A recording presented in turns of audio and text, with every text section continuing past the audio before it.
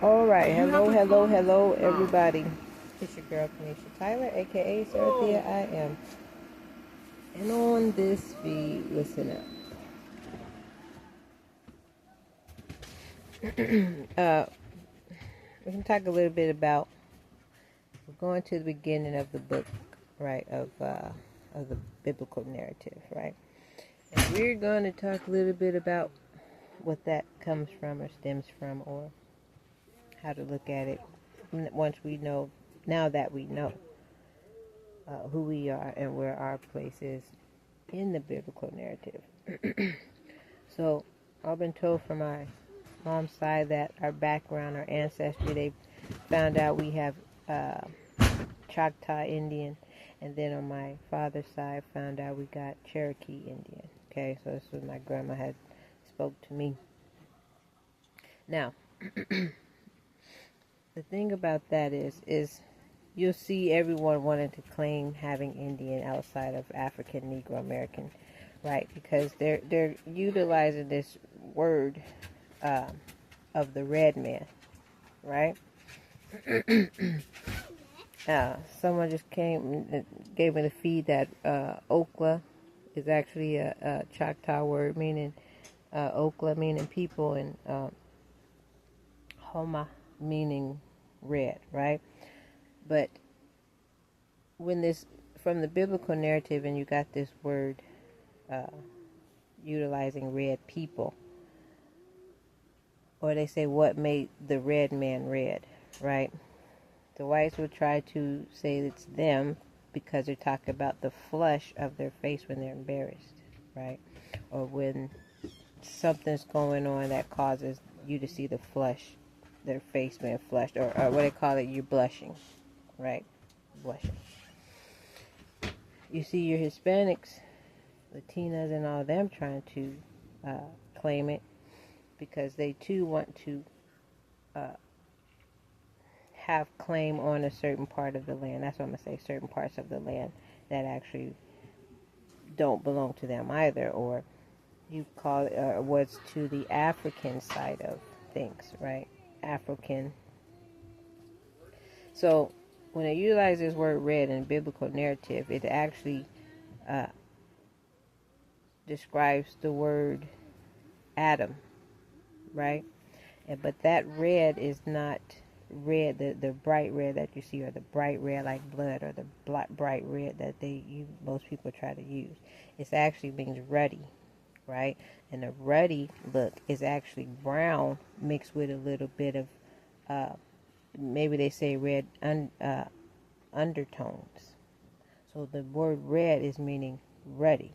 Now when they made the biblical narrative and they wanted to make it white supremacists narrative, or for white people, they took, again, extracted, always taking stuff from us, extracted red, right, from the word ruddy, when it's actually both of red and a brown and red undertones, right? Some people used to call me red bone, right? And but I've darkened up. So this is what you see them doing, where they want to claim Indian in order to steal the land, that the earth that don't belong to them from us, right? I think I'm in a situation or a narrative like that right now, right? So they utilize as being Indian. The only thing Indian of certain groups or clans claiming it is that they are Indian givers. Right? They're taking the word, they're extracting from it what benefits what they're trying to do in a takeover. And they want to put that title on them when it gives them a level of hue or a level of melanin, right? From our ancestral, from an ancestral narrative or scribing, right? So on that note, this is how they came in and started trying to take the land or the earth from the Africans or Afro'kin Americans, or the word Indian. And the word Indian, it became Indian because when there's this thing started going around about what made the red man red, and they started opening the doors to all these different clans, bringing all their mental leprosy and all this stuff. The word was the word was in dying, right? So they were saying that we were in a place of dying, right? In dying, right? Along with the sick, leprous beings who were bringing all kinds of disease and sickness, right? Now, because they were new to on the scene, they were more open to embracing all that they were sharing, right? All that they were offering, right? But you see them jump in and out of really wanting to take land from us. They feel like they want to say, well, I want to possess this. I don't want this nigger over here. So you're a nigger when they don't want to give you the props of your Indian side, where the earth don't belong to them. Then you're just a nigger, right? That's how you get plainly just the red, opposed to the word being ruddy, right? When it's describing of an Indian, right? But you got everybody wanting to claim Indian nowadays. You got people who are actually from the side of Hispanics. And I don't really, I'm just going to use that, right? Who, because they resemble a certain tone of the African Negro American folks' melanin, they say, well, hey, we can pass, just like they do the mixed children who say, we can pass as blacks, right? So on that note, I don't want to take too long on this feed.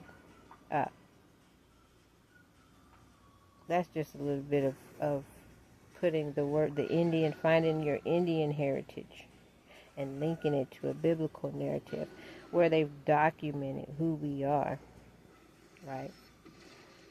And then they do these tests of you knowing who you are by all these, I guess you would call them, I don't know what you would call them. They just try to see if you know who you are. And can they run over you again and steal? I think I did a feed before where it talked about how the word God started being utilized upon the people, upon criminals, right?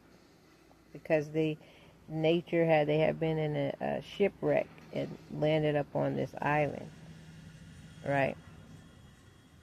And one got bit by a snake, and the people there started entitling them with the word God, because they thought that the person was going to pass out, fall out, and faint and die, and he didn't, or she didn't, whatever, it didn't happen. Let's just say that. And so they started calling him God. But here we are with this Indian title where they wanted to extract it from African Negro American folks. So on that note, I hope you enjoy your day, and I'll talk to you soon.